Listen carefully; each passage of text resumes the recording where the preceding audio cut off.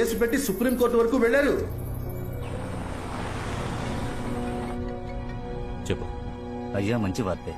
మనం భయపడినట్టుగా రూమ్ లో ఏమీ లేదు.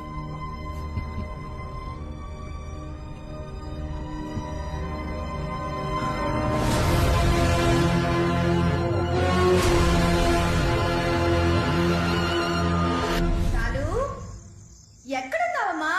శాలు, శాలు, శాలు. పిన్ని, ఏంటి? శాలు ఎక్కడైనా మీకు కనిపించిందా? నా మొగుడు ఎక్కడా అని నేనే వెతకలేక చేస్తుంటే నువ్వొకటివి. శాలు.